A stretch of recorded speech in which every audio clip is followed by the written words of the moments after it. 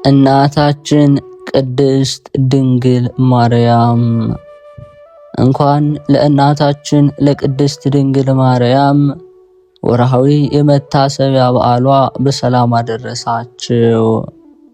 በዚህች ዕለት ታስበው ለሚውሉ ቅዱሳን ዓመታዊና ወርሃዊ የመታሰቢያ በዓላቸው በሰላም አደረሳችሁ። የክርስቶስ ቤተሰቦች ከዚህ በመቀጠል በነሐሴ 21 የሚጸለይ የሚነበብ የእመቤታችን የድንግል ማርያምን ድርሳኗን እናሰማለን። በስም አብ ወወልድ ወመንፈስ ቅዱስ አሐዱ አምላክ አሜን። አብሮኮሮስ የድንግል ዜና እንዲጽፍ መታዘዙ። ልጄ አብሮኮሮስ ሆይ ዛሬም ቀለምና ወረቀት ይዘ ከድንግል እናቱ ዜና ያስታወስኩህን የነገርኩህን ጻፍ። ይህችም የሁላችንም እመቤት ናት። የሥጋዋ ሁኔታ ከእርሱም እንዴት እንደተለየች እስከምናውቅ ድረስ በመበርታት እንጻፈዋለኝ። አባቴ ዮሐንስ ይህንን በነገረ ጊዜ ሰማሁት። አባቴ የነገረኝን ከጻፍኩ በኋላ መጻፍን ተውኩት። ወንጌል ስናስተምርም ዓመት ቆየን። ከዘመናቱ በአንዱ ዘመን በምናስተምርበት ጊዜ አባቱ ሮምናን በመታጠቢያ ቤት ይመክራት ነበር። ልጇንም አስነስተንላት ነበረ የተባለ መርከቡ ልጅ በሮምና መታጠቢያ ያለውን ሰይጣን ከመፍራቷ የተነሳ ፈርታ ሞተች። በዚህ የመታጠቢያ ቤት እኔና አባቴ ዮሐንስ ለረጅም ዘመናት እናገለግልበት ነበር።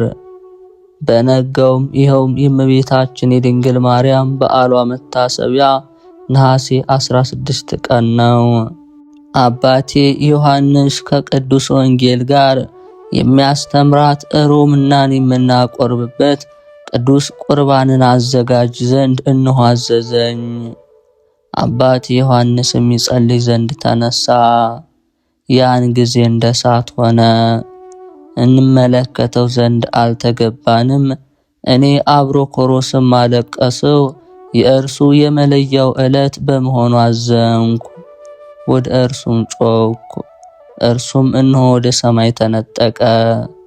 እኔም አባቴ ሆይ እኔን ወላጅ አልባ አድርገህ ለምን ተውከኝ?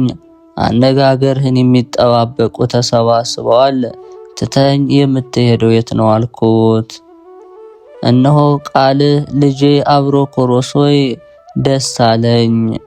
በእመቤቴ በድንግል ማርያም የዕርገት በዓል ዕለት በቅዳሴ ሳለሁም ጌታ ኢየሱስ ክርስቶስ ጠራኝ ለየኝም። እኔም መለስኩለት። በኋላም አባቴ ሆይ ባርከኝ፣ በተጠራህባት የዕረፍት ቦታ አስበኝ አልኩት። አባቴ ዮሐንስን በጠራሁት ጊዜም የመንፈስ ቅዱስ ጸጋ ወረደ። እኔም ከእርሱ በኋላ ተጠራው። አምላክም ጸጋውን ሰጠኝ። በዚያች ቤትም አባቴ ዮሐንስን አገኘሁት። ሁሉም ሐዋርያት ተሰብስበው ነበር። አባቴ ዮሐንስንም አየሁት፣ ከበሩም ነጠቁኝ። ደቀ መዛሙርቱ በተሰበሰቡበት በዚያ አዳራሽ ዮሐንስን ስሜን ሲጽፍ አየሁት። በውስጡ የሚጽፈውም አብሮኮሮስ የዮሐንስ ደቀ መዝሙር የሚል ነበር። የነጠቀኝ አብሮኮሮስ ሆይ ብፁዕ ነህ። አሁን እነሆ ዮሐንስ ልጁ እንደሆንክ እስከ ዘላለሙ ድረስ ስምህን እየጻፈ ነው። ስማቸውን በዚህ ቦታ የሚጽፍላቸው ብፁዓን ናቸው። ይህ የነፍሳት ማደሪያ ማረፊያ የደቀ መዛሙርቱ ሁሉ ማደሪያ ነውና። እኔም በበጉ ማደሪያ ውስጥ ስሜን ባነበብኩት ጊዜ ፈጽሞ ደስ አለኝ። ከአባቴ ከዮሐንስ ጋር ከባህሩ ማስፈራት ከመንገዱ ችግር የተነሳ የተቸገርኩት ችግር የዘች ጸጋ ዋጋዋ ትሆንም አልኩ። አባቴ ዮሐንስም ስራዋ በሚያምር ማደሪያ ውስጥ ነበር። እኔም በእርሱ ዘንድ ድንቅ ነገር እንመለከት ነበር። ልጄ አብሮኮሮስ ሆይ ጌታችን ኢየሱስ ክርስቶስ የእመቤታችን የድንግል ማርያምን መታሰቢያ ዕለት ወደዚች ማደሪያ ቤት ትገባ ዘንድ አደለ። ይህ እስከ ዘላለሙ ድረስ መታሰቢያዋ ነውና። ማደሪያው ከዚህ ከሚሆን ሰውም ብፁዕ ነው፣ በውስጥ ጭንቅ ሐዘን የለበትምና። እንዲህ እያለም አባቴ ዮሐንስ በደቀ መዛሙርቱ ቤት ያረጋጋይ ነበር። ዳግመኛም ታላላቅ የሆነ የከበሮ ድምፅ በሰማይ በተጻፈች በአለቃው ማደሪያ ውስጥ ሲጮህ ሰማው። 12 በሮችንም ተመለከትኩ፣ አንዱም ሌላውም የተከፈቱ ነበሩ። በዚህ በር ላይ ሊቃነ መላእክት ቆመዋል። አባቴ ዮሐንስንም ከዚህ በፊት እንደሚያውቁት እጅ ነሱት። ከዚህ በኋላ ከዚህ በላይ የሆነች በርን ተመለከትኩ። በውስጧም ከወርቅ የተሰሩ ነዋየ ቅድሳት ነበሩባት። ከብር የተሰራ የብርሃን ሰረገላ ነበር። ቁጥራቸው 12። በእያንዳንዱ በር መካከልም 12 የሚያማምሩ ድንጋዮች ነበሩ። እልፍ አእላፋት መላእክት ከደረታቸው በወርቅ አምረው አሸብርቀው በዚያች ቤት እስከሚገቡ ድረስ ሁላቸው ቆመው ነበር። እነዚህ የተሸለሙ የወርቅ ሰረገሎች፣ የሚያምሩ የብር ሰረገሎች፣ ጭፍሮች ሁሉ ይዘምሩ ነበር። ሱራፌልም በክንፋቸው ያሸበሽቡ ነበር። የኃያላኑ ነገድም ወደ መሬት ሰግደው ነበር። መኳንንቱም መጡ፣ በፊቱም በደስታ በሩን ከፈቱት። መላእክቱም የተቀደስክ ንጉሥ ክርስቶስ ሆይ እያሉ ይጮኹ ነበር። ዳግመኛም እኔ አብሮኮሮስ አባቴ ዮሐንስን አፍ በአፍ እጅ ሲነሳው ክርስቶስን ተመለከትኩ። እነርሱም አንዱ ከሌላው ጋር ይደሰቱ ነበር። ያን ጊዜ አባቴ ዮሐንስ ከጌታ ኢየሱስ ክርስቶስ ስር ወድቆ ጌታዬ ሆይ ሳይገባኝ ከሰው ልጆች ሁሉ ይልቅ አመስግነኸኛልና ይቅር በለኝ እያለ ሰገደለት። እኔ ትቢያ አመድ ነኝ፣ በሥጋ ከምኖርበት ምድር እንድፈልስ አደረከኝ። ወደዚህ ቦታ እኔን አመጣኸኝ። የእረፍት ቦታዎች ሁሉ ተመለከትኩ፣ የመንፈስ ቅዱስንም ማደሪያም አየሁ አለ። መድኃኒታችንም ወዳጄ ዮሐንስ ሆይ ዛሬ የጠራውክ የእናቴ ድንግል ማርያምን የዕርገት ዕለት የሥጋዋን መገለጥ ቀንም ስለሆነ ነው። እኛም ተሰብስበን የሙታንን የእረፍታቸውን ደስታ በገሃነም የነበሩ የሰው ልጆችን ሁሉ እረፍትን እንፈጽማለን። ለእያንዳንዱም አማላጅ ናትና፣ ይልቁንም በተቀደሰው ስሟ በመታሰቢያዋ ዕለት መስዋዕት የሚያስገባውን ወይም ለታመሙት ለተቸገሩት ቸርነትን የሚያደርገውን ታማልዳለችና፣ እርሱ በደቀ መዝሙሬ ስም ቀዝቃዛ ውሃ ያጠጣውን ዋጋውን አላሳጣውም ብሏልና። በንጹሕ ሙሽራ በአማረች በመልካሟ ርግብ መድኃኒትን በወለደች በማርያም ስም ያደረገማ ምን ያህል የበለጠ ይሆን? ድንግል ላረፈችበት ለዚህች ዕለት አንክሮ ይገባል። በሲቃይ በገሃነም ላሉት ለኃጥአን ሁሉ የእረፍት ዕለት ናትና። እኔም ጌታዬ ሆይ እናቴ ድንግል ያለችው ከየት ነው? ይህ ምስጋናስ እርሷ ያለችው ከዚህ ነውን? አልኩት። ጌታችንም ወዳጄ ዮሐንስ ሆይ በቁርባኑ ሰዓት ወደዚህ ቤት ሳትመጣ እንዳትቀር፣ ነገር ግን አንተም ወንድሞች ደቀ መዛሙርቱም ማደሪያዋን ታላቅ ምስጋናዋን ታዩ ዘንድ ወደ እርሷ ሄዱ፣ አትቅሩ አለ። ያን ጊዜ አባቴ ዮሐንስ በደቀ መዛሙርቱ ፊት ወደ እመቤታችን ቤት ሄደ። በማይነገር በታላቅ ምስጋና እነሆ ወደ ቤተ ክርስቲያን መጣች። የሰማያውያን ሰራዊት ወገኖችም ተወዳጅ ልጇን ያመሰግኑ ነበር። እኔ አብሮኮሮስ ምስክር ነኝ። እኔ ስለምላችሁ ሁኔታም እግዚአብሔር በእኔ ላይ ምስክር ነው። እኔም አባቴ ዮሐንስ የድንግልን እጅ ሲይዝ ወደ ቤተ ክርስቲያን ስትገባ አየሁ። ጌታ ኢየሱስም የወለድሽኝ እናቴ ሆይ ነይ፣ ቅረቢ፣ ነውር የሌለባት ንጽሕት በግ ሙሽራ ሆይ ነይ፣ ቅረቢ እያለ ያነጋግራት ነበር። ወንድሞች ሆይ በዚህ ጊዜ የተደረገውን ድንቅ ራእይ ይህ ነው። ቅዱሳን ሁሉ በውስጧ ስለተደረገው ጸጋና ስለ ዮሐንስ ታላቅነት አደነቁ። በጌታችን ኢየሱስ ክርስቶስ ፊትም ወዳጅ ሆይ ወደ እውነተኛው ንጉሥ ወደ ልጅ ኢየሱስ ክርስቶስ ቅረብ፣ ለኃጢአተኞች ትለምን ዘንድ እያለች ጠራችው። ዳግመኛ በዚች ዕለት ምሕረት ቸርነት ታገኛቸዋለችና ጩኸታቸው፣ ለቅሷቸው፣ ሐዘናቸው ከጆሮ ይደርሷልና እነርሱም ሲቃይ ይቀልላቸው ዘንድ እነሆ እንሻለንና አለችው። የእመቤታችን ጸሎትና ተቀባይነት። ወደ እርሱ በመጣች ጊዜም ጌታችን ኢየሱስ ክርስቶስ እናቴ ሆይ ወደ እኔ መምጣትሽ መልካም ነው፣ ይህን ብሎ እጆቹን አነሳ። ይህ ሁሉ ክብር የተገባሽ ሆይ ይህ ዕለት የፍጹም ደስታ እስከ ዘላለሙ የይቅርታ ዕለት ነው። ይልቁንም በተቀደሰች የዕርገትሽ ዕለት በቤተ ክርስቲያንሽ የበለጠ ቸርነት ይሆናል አላት። ድንግልም ንጉሴ ተወዳጁ ልጅ ሆይ እወድሃለሁ፣ አንተም ይቅርታ፣ ቸርነት፣ ክብር፣ በረከት ለሁሉ ታድላለ።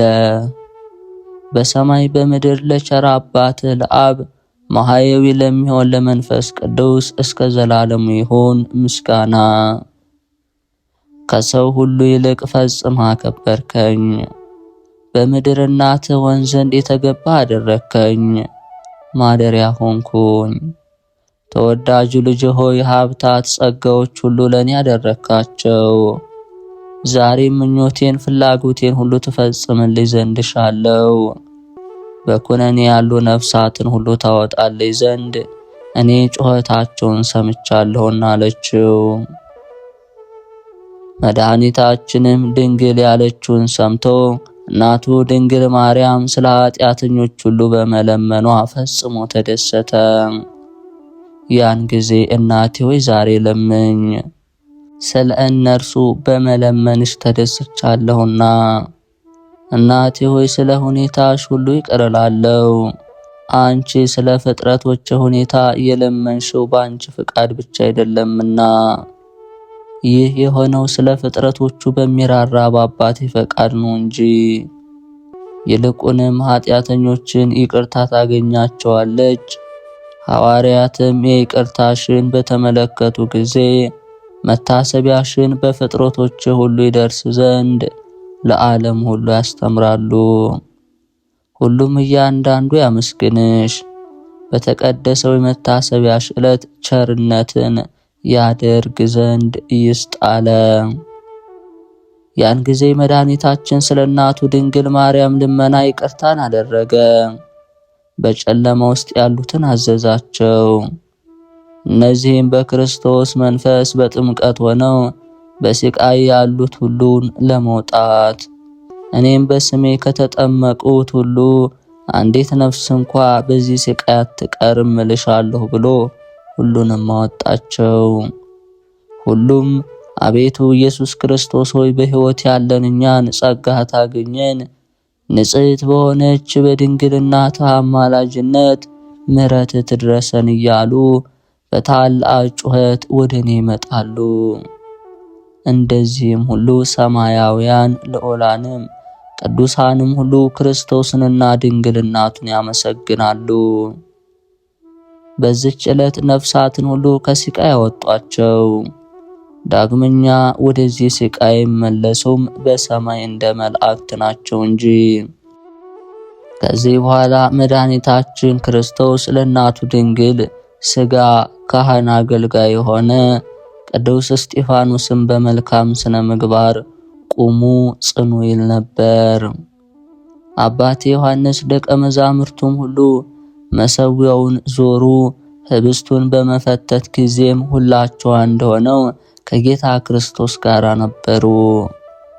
አባቴ ጴጥሮስም ከመድኃኒታችን በስተቀኝ ነበር።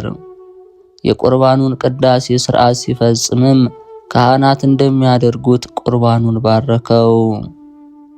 ደቀ መዛሙርቱም ሕዝቡን ሁሉ አቆረቧቸው። መላእክቱም ከሰው ጋር በዚያ ቦታ ነበሩ። ንጽሕት ድንግል እመቤታችንን በተወደደ ልጇ በአምላኳ እጅ ቆረበች። ድንግል እናቱ ከቆረበች በኋላ ጌታችን ኢየሱስ ክርስቶስ እንዲህ ብሎ አነጋገራት። እናቴ ድንግል ሆይ ይህ ቁርባን የዕረፍትሽ ወደ ሰማይ የማረግሽ መታሰቢያ ነው። ዛሬም መታሰቢያሽን በዓለም ሁሉ ያስተምሩ ዘንድ ሐዋርያት ልጆችሽን አዝዣቸዋለሁ። በዕረፍትሽ ዕለት ወደ ሰማይ ባረግሽበት ዕለት ይኸውም ነሐሴ ወር 16 ቀን ነው። በመታሰቢያሽ ዕለት ቁርባን የሚያመጣ እኔም ከሥጋው በተለየች ጊዜ ነፍሱን አቀርባታለሁ። በሰማይ ባሉት ከማኅበረ በኩር ከቅዱሳን ማኅበር እደምራታለሁ። የተቀደሰ ተአምራትሽን የእርገትሽን መጽሐፍ የሚጽፈውን እኔ ስሙን በሕይወት መጽሐፍ እጽፈዋለሁ። በስምሽ ቤተ ክርስቲያንሽን የሚሠራን ጸጋውን አበዛለታለሁ። ልጆቹንም በመንግሥተ ሰማያት የዘላለም ዕረፍትን እሰጣችኋለሁ። በስምሽ መሥዋዕት ዕጣን የሚያቀርበውንም ጣዕመ መንግሥተ ሰማያትን አድሰዋለሁ። ይህን የዛሬውን ቁርባን በዓለም ሁሉ ያስተምሩ ዘንድ በዓለማት ሁሉ ስለ እርሱ የሚታገሱ ነፍሳት ይቅርታ እንዲሆንላቸው ያስተምሩ ዘንድ ሐዋርያትን አዝዣለሁ አላት። ድንግል እመቤታችንም የተወደደ ልጇን አለችው፣ ልጅ ሆይ ወንድሞች ሐዋርያትን ጽድቅን ይሰሩ ዘንድ ለመልካም ሥራ ይፋጠኑ ዘንድ በዓለም ሲኖሩ ለዘላለሙ በአብ ቃል ጸንተው ይኖሩ ዘንድ ጸሎትን የሚጸልዩ ዘንድ መሥዋዕትን ቸርነትን ያደርጉ ዘንድ ሄዳችሁ ዓለምን ሁሉ አስተምሩ ብለ ስትነግራቸው ብዙ ጊዜ ሰምቻለሁ። ዛሬም እነሆ በዓይናቸው ተመልክተዋል፣ በጆሮቻቸው ሰምተዋል፣ በእጃቸው ዳሰዋል። ከዚህ የሚበልጥ ስልጣን የለም። ዛሬም ሁሉን አሳወካቸው፣ ከፍ ያለች ምስጢርንም አሳያቸው። ወደ ሰማይ ማረጌ እንዴት እንደሆነ የተቀደሰች ምስጢርን መሳተፍ ፈጽመ የማልክላቸው የድህነት ነገር ወንድሞቼ ወዳጆቼ ያልካቸውን ፍጹም ፍቅርህን እንዴት እንደሆነ አውቀዋል። ልጅ ሆይ ዛሬም አንተን የሚወድ ያስተምር፣ ዛሬም ስለ መነሳቴ ስለ ሕይወቴ ይስበካለች። እመቤታችን ድንግል ማርያም ስለተወደደ ልጇ ይህን ተናገረች። እርሱም በቤተ ክርስቲያን ውስጥ ነጸብራቅ ይሆን ዘንድ አዘዘ። ወዳጆች ሆይ እነግራችሁ ዘንድ ችሎታ የለኝም። ነገር ግን በዚህ ዕለት በዚህ ቦታ ያየሁትን እነግራችኋለሁ።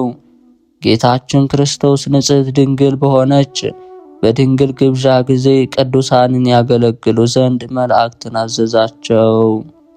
ይህን እያሰብኩ ሳደንቅም ደቀ መዛሙርቱ ብርህት በሆነች ደመና ውስጥ ጠፉ።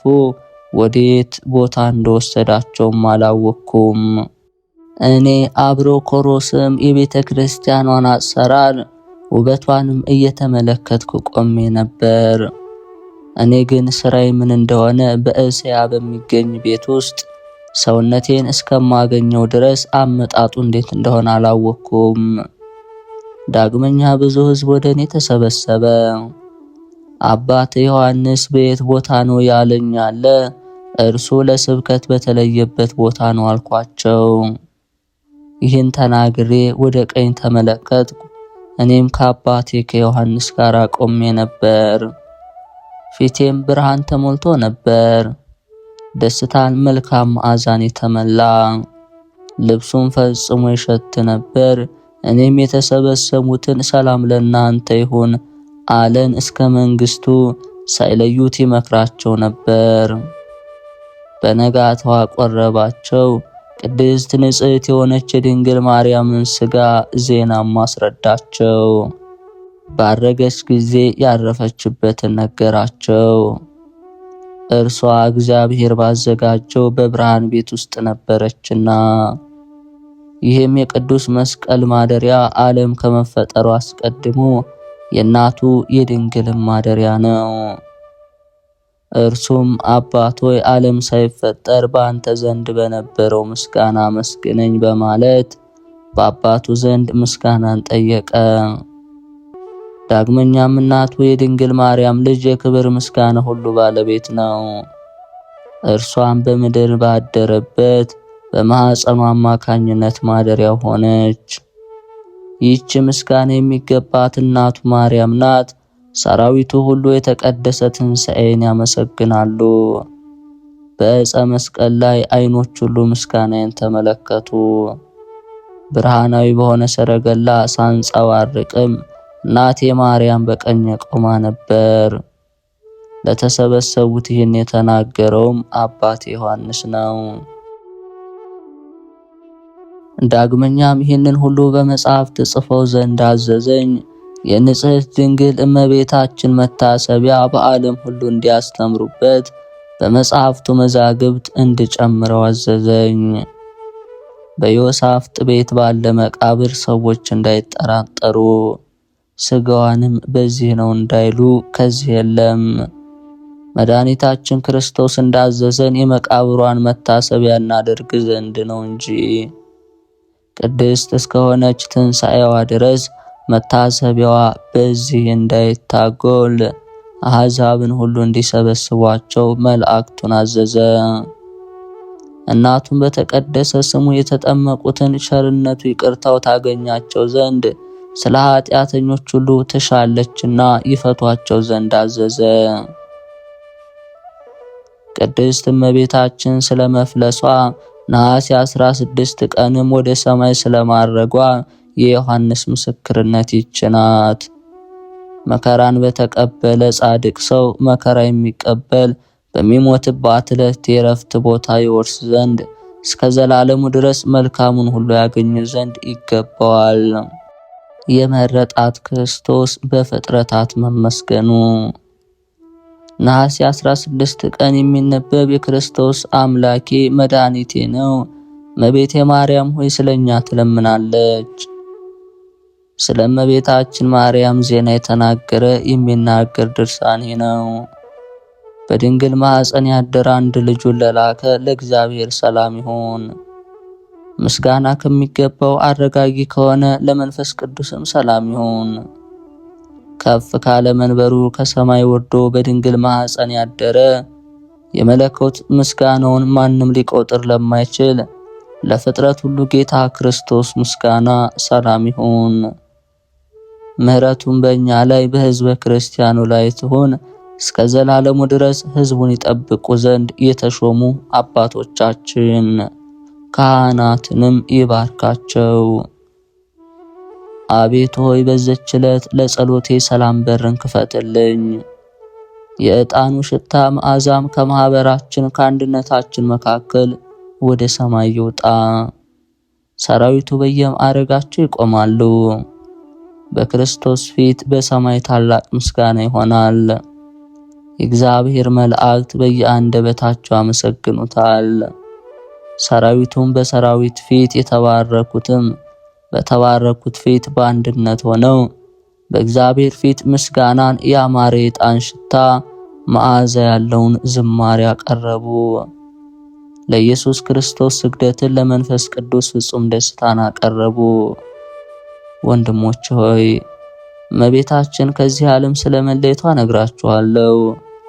በፈቃዱ ከእርሷ የተወለደ ክርስቶስን ታመሰግኑት ዘንድ እርሱ ዘንድም ምሕረትን ይቅርታን ለምኑ እስከ ዘላለሙ አሜን። ለክብር ለምስጋና በመረጣቸው በክርስቶስ ዘንድ የእርሱንም ስም ለሚያመሰግኑ ለክርስቲያን ልጆች በረከትን በጎ ዋጋንም ለሚሹ ለካህናት ጽድቅ ይገባል። ባለጸጋዎች ይዘምራሉ፣ ድሆች ያመሰግናሉ፣ ሽማግሌዎች ይጮሃሉ፣ የሔዋን ሴቶች ልጆችን ያመሰግናሉ። አቤቱ ሆይ በፊት የሚማጸኑትን ወደ አንተ እጅ መንሻ የሚያስገቡትን ጸሎታቸውን ስማቸው። የምስጋና አምላክ ክርስቶስ በፈቃድ ዓለም ከመፈጠሩ በፊት ከነርሱ ወገን መረጥካት። በእርሷ ተወልደሃልና ጸሎታቸውን ስማቸው። ያን ጊዜ ደጋጎቹ ያማረ መዓዛ ሽታ ይዘው መጡ። ሰማዕታትም አክሊላቸውን አድርገው መጡ። ምድራውያኑም ከሰማያውያኑ ዝቅ ብለው ቆሙ። በድንግል ማኅፀን ያድር ዘንድ ልጁን የላከ እግዚአብሔር ብሩክ ነው። ከዚህ ዓለም ልትለይ በወደደች ጊዜ በዕረፍቷ ዕለት እናቱን ያከበረ ክርስቶስ ብሩክ ነው። ክብር ምስጋና ለእርሱ ይሁን፣ ከእርሱ ዘንድ ለሕዝበ ክርስቲያኑ ፍጹም ደስታ ይሁን፣ አሜን። ከአብ ዘንድ ወዶ ፈቅዶ ወደ ታች ወደ እመቤታችን የወረደ እግዚአብሔር ብሩክ ነው። ከአርያም ወደ ግርግም በረት መጣ፣ ከግርግም በመሬት ተመላለሰ። ከዚህ በኋላ ስለ ድህነት መስቀል ተሰቀለ፣ ሞተ፣ ተቀበረ። በሦስተኛው ቀን ከሙታን ተለይቶ ተነሳ፣ ወደ ሰማይ አረገ፣ በአብ ቀኝ ተቀመጠ። ዛሬም አንተ ክርስቶስ ሆይ ከፍ ካለው ማደሪያ በሚያመሰግኑ ቅድስት እናትህ ማርያምን በሚያከብሯትም ላይ እጅህን ዘርጋ እያልን እንጮኻለን። ወደዚህ ዓለም በምትመጣበት ጊዜ አሜን። ወንድሞች ሆይ ስሙ። ሕያዋንና ሙታንን ይገዛ ዘንድ በሚመጣበት ጊዜ ከኃጢአት ልትድኑ የምትወዱ ሁሉ በጆሮአቸው አድምጡ፣ በልባቸው አስተውሉ። የተቀደሰች የተባረከች አምላክን የወለደች የማርያምን ዜና ከዚህ ዓለም እንደተለየች ስሙ። ፍጥረታት ሁሉ በሰማያት ያሉ ሰራዊት ኃይላት እንሆ ወደ እርሷ ተሰበሰቡ። ነቢያት 12ቱ ሐዋርያት 72ቱ አርድእት መጡ። ደጋጎቹ የተባረኩ ሰማዕታት ጻድቃንም ምእመናን መጡ። እውነተኛ የሆነ ሄኖክ፣ ሙሴ፣ ኤልያስ፣ የመላእክት ሰራዊት፣ የአብርሃም፣ ይስሐቅ፣ የያዕቆብ፣ የዳዊት ማህበር መጡ። እነዚህ ሁሉ ሕዝቦች በሕይወት ያሉ የሞቱም ናቸው። የጌታ እናት ማርያምን እጅ ነሱ ዘንድ መጡ። ከእግዚአብሔር ዘንድ የኃጢአትን ስርየት ያገኝ ዘንድ የሚሻ ሁሉ የተመሰገነ እግዚአብሔር አንድ እንደሆነ መለያየት እንደሌለበት ልዩ በሆነች ሦስትነት ይመን። ክብር ምስጋና ለእርሱ ይሁን፣ አሜን። ሰማያውያኑ ምድራውያኑ ሰገዱለት፣ እሱ ይገድላል ያድናልና። እርሱ ፈጽሞ ወንድን ከማታውቅ ከድንግል ተወለደ። ሥጋዋን በጋብቻ እንዳልሆነም በፈቃዱ እርሷን ተዋሃደ እንጂ ከእርሷን በደስታ ተወለደ። ማደሪያ ትሆነው ዘንድ የመረጣትም ዓለም ከመፈጠሩ በፊት ነው። ልጁን ላከው፣ በፈቃዱም ከእርሷ ተወለደ። ነቢዩ ኢሳይያስ እንደተናገረው ከነቢያት ይልቅ የተባረከ ምስጉን ነው፣ የተጠማችን መሬት እንደ ቅጠል ያለመልም ዘንድ እንዳለ። ዳግመኛ እንሆ ድንግል ትጸንሳለች፣ ወንድ ልጅ ትወልዳለች፣ ስሙንም አማኑኤል ይባላል። ትርጓሜው እግዚአብሔር ከኛ ጋራ ማለት ነው እንዳለ። ማርያምን ከእናቷ ማኅፀን ጀምሮ ንጽሕት የተመረጠች ናት። በቅድስና ተወለደች። ሰውነቷንም ለቤተ እግዚአብሔር ሙሽራ አደረገች። ክርስቶስ ወደ እርሷ መጥቶ እንደሚያድርባት ታውቅ ነበርና። አዳም ወደ ገነት የሚመለስበት ጊዜ በደረሰ ጊዜ ከጠባቂው የጠፋ በግን የእግዚአብሔር ጸጋ ፈጽማ አዳነችው። እርሱ አስቀድሞ ትእዛዙን ተላልፏልና ልጆቹንም እንዲሁ ሰይጣን ገዝቷቸዋልና ማርኳቸዋልና። ስለዚህ እግዚአብሔር በእመቤታችን ማኅፀን ያድር ዘንድ የተወደደ ልጁን ላከ። በእርሱ የሚያምኑትን ያድናቸው ዘንድ ከእርሷ ተወለደ። ለእኛም መታሰቢያዋን እናደርግ ዘንድ ይገባናል። ቁርባኑን መስዋዕቱን የዓለም ሁሉ መድኃኒት ከእርሷ ለተወለደ ከሴቶች ሁሉ ተለይታ ለተባረከች ለእመቤታችን ልናሳርግ ልናቀርብ ይገባናል። የተባረከች እርሷ ናት። ከእርሷ በመወለዱ በእርሷ በማደሩም ደስታ ተደረገ። ዳግመኛ በመወለዱ ሾሆችን ነቀለ፣ እንክርዳድን አቃጠለ፣ ርኩሳነ መናፍስትን አስወገደ፣ ሞትን ደመሰሰ፣ ሰይጣንን አጠፋ። ለዓለም ሁሉ ደስታና ሰላም አደረገ። የክርስቶስ ወዳጆች አባቶቼ፣ የተወደዳችሁ ወንድሞቼ ምእመናን ሆይ ዜናዋ በዚህ ዓለም እንደተገለጠ ቅድስት ብሩክት ስለሆነች ስለ ድንግል ማርያም ስለተጻፈው መጽሐፍ እንነግራችኋለን። እነሆ በዕፀ ጳጦስ ሆኖ እግዚአብሔር ለሙሴ በተገለጠበት ደብረ ሲና በተባለው ቦታ የሚያገለግሉ 3 ወንዶች ነበሩ። የሦስቱ ወንዶች ስማቸውም የመጀመሪያው ቄስ ዳዊት፣ ሁለተኛው ቄስ ዮሐንስ፣ ሶስተኛው ዲያቆን ኤልያስ ይባላሉ። እነዚህም በደብረ ሲና ሳለ እግዚአብሔር ለሙሴ በታየበት በዕፀ ጳጦስ ቦታ ያለችዋን ታቦት ፈጽመው ያገለግሉ ነበር። እነዚህ 3 ቅዱሳን ወንዶች በ320 መነኮሳት ላይ ተሾሙ ነበሩ። ደብረ ሲና ዘወትር በእግዚአብሔር ምስጋና የተከለለች የታጠረች ናትና። እነሆ እነዚህ የተባረኩ 3 ወንዶች ከደብረ ሲና ደብዳቤ ጽፈው ወደ ኢየሩሳሌም ኤጲስቆጶስ ቆርያ ጴጥሮስ ትደርስ ዘንድ ከብዙ ምስጋና ሰላምታ ጋራ ወደ ቤተ መቅደሱ ላኳት። ስለ ደግነቱ ስለ ትህትናው የእመቤታችን ረፍቷ ከዚህ ዓለም መለየቷ እንዴት እንደሆነ ያስረዳቸው ዘንድ ተማጸኑት። ቅድስት ማርያም እንዴት እንደተመሰገነች እንሆ ልናውቅ ልብ ልናደርገው እንሻለንና እንዴት እንደሆነ ጠይቀህም ወደኛና የዜናዋ መጽሐፍት ከሌሎቹ ይልቅ ጌታው ከሚወደው ከታናሹ ዮሐንስ ዘንድ እንዳለ እንሆ ሰምተናልና። ክርስቶስ እንደወደደው ድንግል ማርያም ወዳለችና ዮሐንስም በእጁ ምሕረትን በሚሰጥበት በቤተ ክርስቲያን አለ እንጂ አልሞተምና። በኤፌሶን ያሉ በሽተኛ ሰዎችም ከደዌያቸው ይፈወሱ ዘንድ ወንድሞች ሆይ በ319 ዓመት ክርስቶስ በተወለደባት በታኅሳስ ወር ሰማያውያንና ምድራውያን ተደሰቱ። በዚህች ዕለት እመቤታችን ማርያም ለዮሐንስ በኤፌሶን ተገልጣለታለችና ከዚህ ዓለም የመለየት ዜና የተጻፈበትን ካንተ ዘንድ ያለውን መጽሐፍ ውሰድ። ከደብረ ሲና ወደ አንተ ለመጡት ለ3 ወንዶች ስጣቸው። መታሰቢያን ለሚያደርግ ሁሉ የተገለጠ መስዋዕት ቁርባን ይሆን ዘንድ ከሰማይ የጌታ መምጫው ጊዜ ደርሷልና አለችው።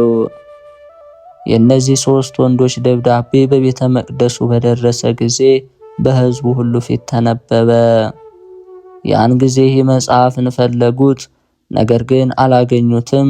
መጀመሪያ ለቤተ መቅደሱ ያዕቆብ የተባለ ኤጲስቆጶስ እንደተሾመ የሚያስረዳ ሌላ መጽሐፍ ግን አገኙ። እነርሱም ንዚራን በተባለው ወር በ345 ዓመት ከ3 ቀን የእመቤታችን ዜናዋን ጻፈ። ቀትር ሲሆንም ከአይሁድ ወገን የሚሆኑ ኤጲስቆጶሱ ወደ ያዕቆብ ገቡ፣ መተውም ገደሉት። እርሱ የክርስቶስ ወንድም ነኝ ስለሚላቸው ይጠሉት ነበር። ከዚህ በኋላ ይህንን መጽሐፍ ፈለጉት። በያዕቆብ እጅ የተጻፈውንም በ348 ዓመት አገኙ።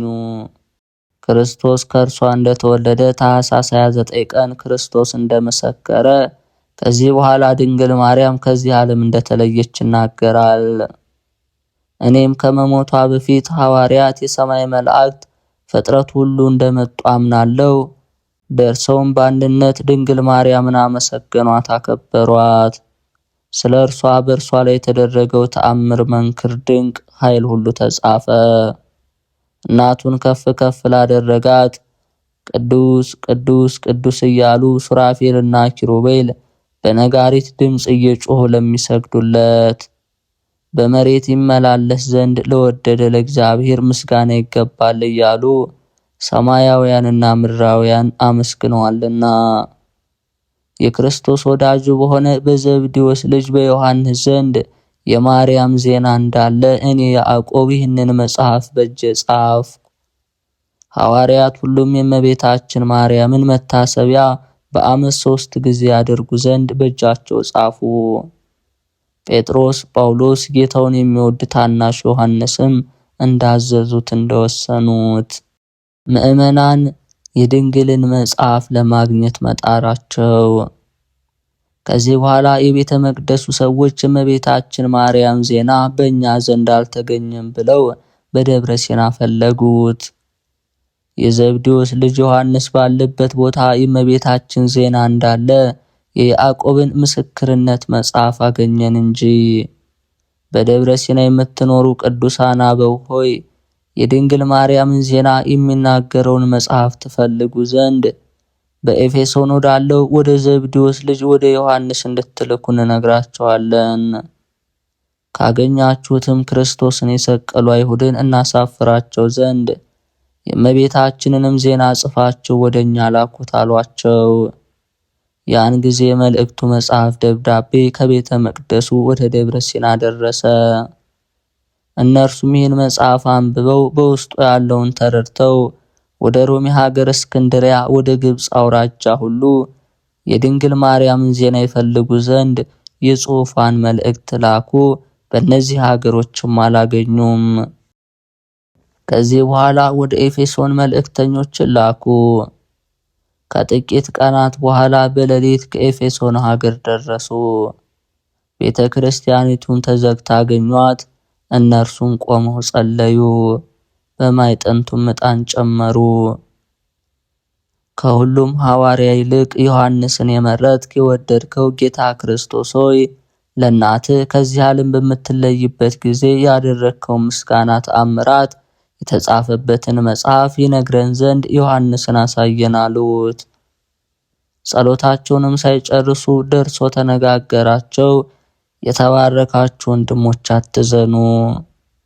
በየሀገሩ በመንገድ ስለደከማችሁ ክርስቶስ እነሆ መልካም ዋጋ ይከፍላችኋልና። አሁንም የጌታዬ እናት የዜናዋን መጽሐፍ ያዙና ደብረ ሲና አድርሱት። ወንድሞቻችንንም ሰላም በሏቸው። አምላክን ለወለደች ለድንግል ከዓመት 3 ጊዜ መስዋዕትን ታቀርቡ ዘንድ ይህን መጽሐፍ ዮሐንስ ላከው በሏቸው። እኔም እስከ ዛሬ ድረስ በሕይወት እንዳለው ሞትን እንዳልቀመስኩ ከሰማይ ጌታዬ እስኪመጣ እየተጠባበቅኩ እንዳለው ንገሯቸው። እርሱ ዓለምን ገዛ ዘንድ እስከምመጣበት ጊዜ ድረስ አትሞትም ብሎኛልና አላቸው። ይህን ተናግሮ ከነርሱ ተሰወረ። ይህንን ተአምር ባየን ጊዜ ታላቅ ፍርሃትን ፈራን። ከዚህ በኋላ በሮችን የሚዘጋ ሰው መጣ። በሮችንም ከፈተልን። የዮሐንስ የበረከቱ ምንጭ ወደሚመነጭበት ገባን። በዚያች ቅድስት ማርያም የዜናዋን መጽሐፍ አገኘን። ከዚህ በኋላ ይችን መጽሐፍ ወሰዷት። በሕዝቡ መካከል ይገልጠው ያነበው ዘንድ ለካህኑ ሰጧት። በውስጡም 12 ሐዋርያት የ72 አርድእት ስም አገኘን። የተጻፈውም በዕብራይስጥ፣ በሮማይስጥ፣ በጽርዕ ቋንቋዎች ነበር። ቅድስት ድንግል ከሆነች ከማርያም በተወለደው በኢየሱስ ክርስቶስ ስም በሚል ነበር። እርሱ የሰማይና የምድር አምላክ ነው። የሚያምንበት ሁሉ የዘላለም ሕይወትን ያገኛል። አሜን። አምላክን በወለደች በድንግል ማርያም የሚያምን ባደረገላት ተአምራት መንከራት የሚተማመን ከዚህ ዓለም በሚለይበት ጊዜ ጥፋት አያገኘውም።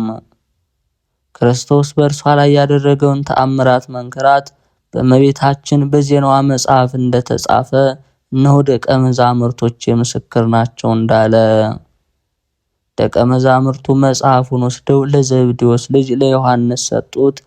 ከሌሎች ደቀ መዛሙርት ይልቅ ክርስቶስን ወደዋልና። ይህ መጽሐፍ በሕዝቡ ሁሉ ፊት በተነበበ ጊዜ በኤፌሶን ሽታው የሚያስደስት ከሰማይ ወረደ። የኤፌሶን አውራጃን ሁሉ መላው። ከዚህ ዓለም በሚለይበት ጊዜ በእመቤታችን ፊት እግዚአብሔር ያደረገውን ሁሉ ሊናገር የሚችል ሰው የለም። ከማርያም ጋር ወደ ገነት ከሄዱት ከሰማያውያን ማህበር የተነሳም ጆሮ ሊሰማው ዓይን ሊመለከተው አይቻልም። ከዚህ በኋላ መልእክተኞቹ የድንግል ማርያምን ዜና መጽሐፍ ወሰዷት። ከኤፌሶን ተመልሰው ወደ ደብረ ሲና ገቡ። ሕዝቡ ሁሉ እነዚህን መልእክተኞች በፍጹም ደስታ የእመቤታችን ማርያምን ዜና መጽሐፍ የገለጠላቸውን እግዚአብሔርን ፈጽመው እያመሰገኑ በፍጹም ደስታ ተቀበሏቸው። ከዚህ በኋላ ይህንን መጽሐፍ ወንጅለው ወደ ቤተ መቅደስ ላኩት። አሁንም ወደ እግዚአብሔር እንጸልይ እንለምን፣ ዓለም ከባርነት ይድን ዘንድ በቸርነቱ ብዛት የተወደደ ልጁን ልኮታልና። ከእንግዲህም አምላክን በወለደች በእመቤታችን ማርያም ጸሎት በሚያመጡት በዕጣኑ በቁርባኑ እንለምነው። በፍጹም ደስታ የብሩክት እመቤታችን መታሰቢያዋን እናድርግ፣ ወደ እርሱም እንማጸናለን። ጌታ ክርስቶስ ሆይ ሐዘንን ሁሉ ከኛ ከሕዝቦች ሁሉ አስወግድ፣ ፍቅር፣ ይቅርታ፣ ሰላምንም በመሬት ላክ እንበል። መንግስት፣ ስልጣን፣ ክብር ላንተ ነውና ለዘላለሙ አሜን። የክርስቶስ ቤተሰቦች፣ የማህደር ሚዲያ ተከታታዮች ይህ መንፈሳዊ ዝግጅት ለብዙዎች ሕዝበ ክርስቲያን እንዲዳረስ ቪዲዮውን ላይክ እንድታደርጉ እንዲሁም ማንኛውም ሐሳብ አስተያየታችሁን ኮሜንት ላይ መጻፍ የምትችሉ መሆኑን እንገልጻለን። የፊታችን ነሐሴ 24 ወደ ታላቁ ደብረ ሊባኖስ ገዳም መንፈሳዊ ጉዞ ስላዘጋጀን ከወዲሁ ተመዝግባችሁ በጋራ መሄድ የምትችሉ መሆኑን እንገልጻለን።